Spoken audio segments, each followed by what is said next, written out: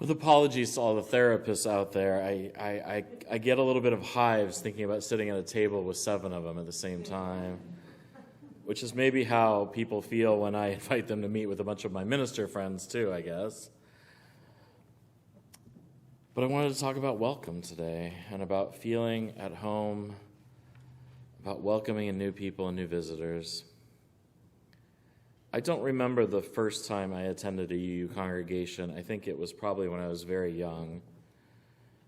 I don't even really remember the 5th or 10th time, and I'm not sure how many times there were before the time I really do remember well.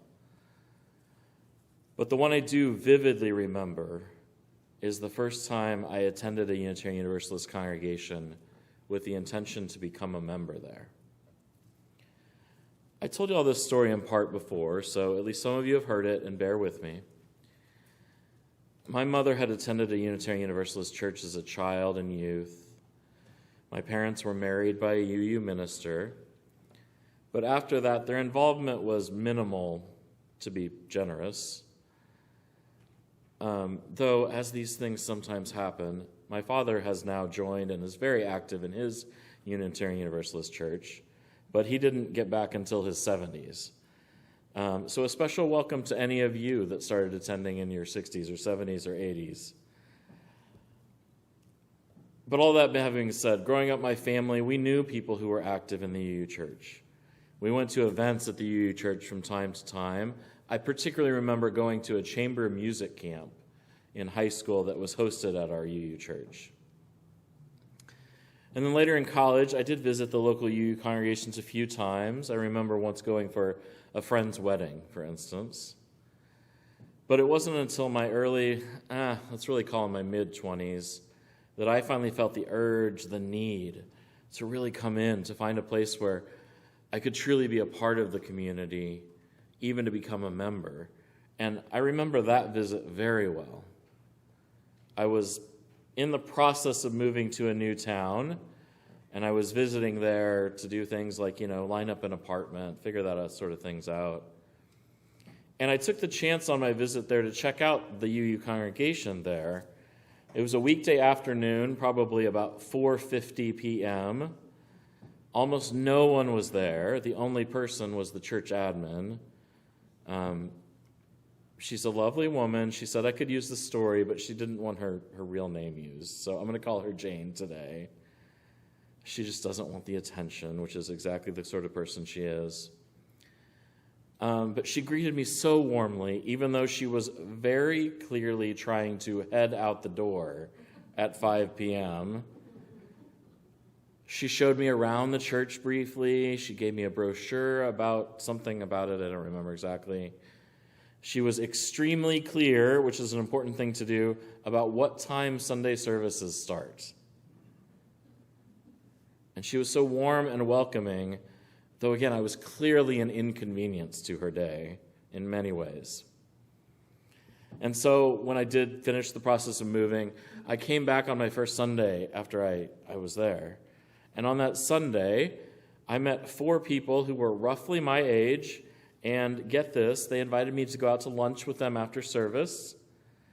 And that's so weird because I found out sometime later that there was a pretty well-known, in church circles anyway, study many years ago that posited that if you visit a church and meet at least 4 people you would want to hang out with, you are almost infinitely more likely to come back.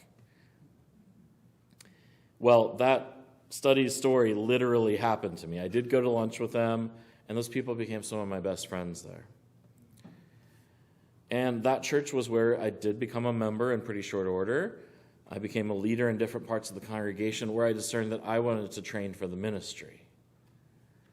And then years later, I served briefly as their interim minister, and I got to tell them about how the community had welcomed me initially, and to do things that I was perhaps uniquely suited to do as someone who knew them well, like help them through the process of deciding whether they were going to build that new church building or not. They did. It took a long time. It's now open and active and beautiful, and I hope to get a chance to go visit it this fall, actually. So that's just my story. It's not one that answers every question about how we should welcome new people, of course. It's perhaps very different from your story.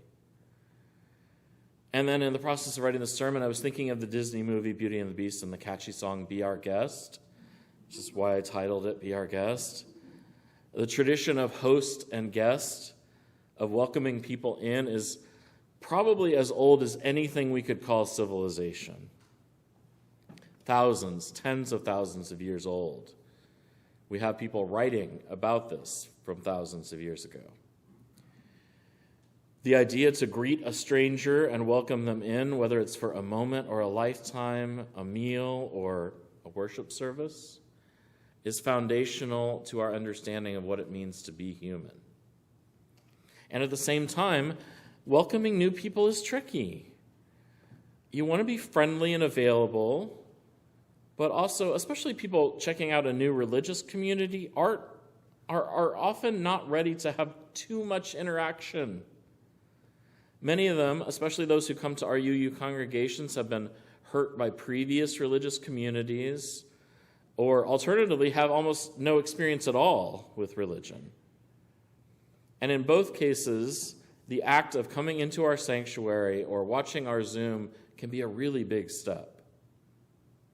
The sort of step that you need to take a break after and not do anything else for. Maybe go take a nap.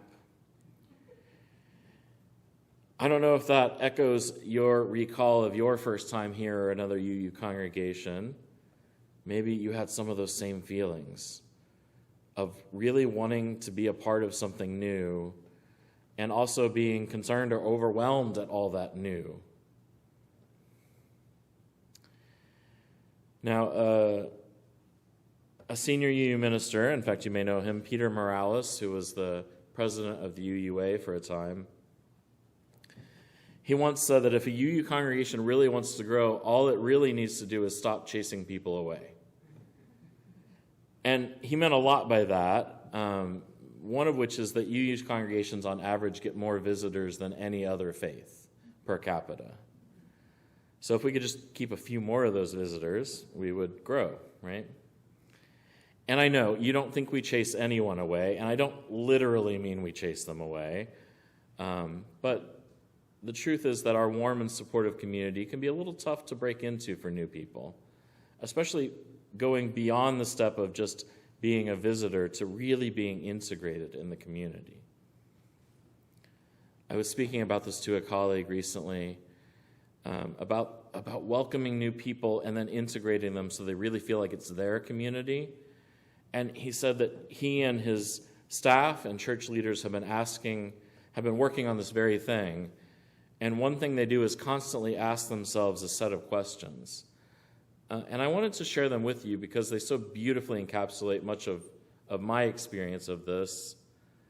He said that they ask themselves, how do we make it easier for newcomers to move into real relationship with existing members, and vice versa?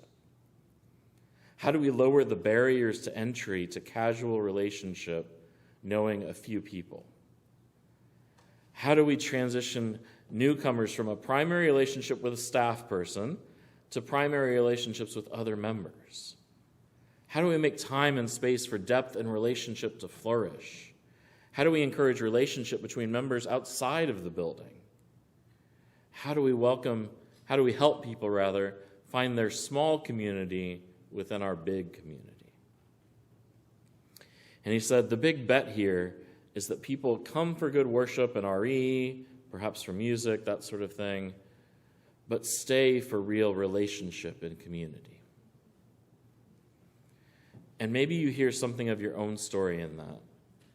Maybe there was a time when you went from being someone who came here on Sundays to someone who thought about their friends in the congregation, to someone who, I don't know, went out to lunch after Sunday service with some of them perhaps. Or maybe you have a wildly different experience of how you came to be a part of our community. As you heard in our announcements earlier, we're trying to rebuild our membership team. And if that's something that sounds interesting to you, greeting people, following up with them, helping make these kind of congregations, then let me or our board know. But the truth, the deeper truth, is that all of us are the membership team. all of us are a part of the welcoming squad. All of us are a part of making real relationship and community happen each and every Sunday and all of those days in between too. Because the people who come here are looking for something, and though we won't be right for everyone, it's incumbent on us to welcome all and help them to learn if we're the right place for them. Because people need what we provide, what we try to provide at least. A loving and supporting, justice-focused community for all ages. Entering into a community like that can be a little scary because it takes a lot of trust. It takes a willingness to be vulnerable. And so we have to make sure that we do everything we can to make that as easy as possible for someone because they're doing a hard thing. So friends, let us open our doors wide. Let us welcome the world to be a part of our community. And to do that means we have to make sure we greet every person warmly, that we show them that we care about them even in the first time we meet. Because after all, you never know when the person you're welcoming in might be the Messiah. So may it be.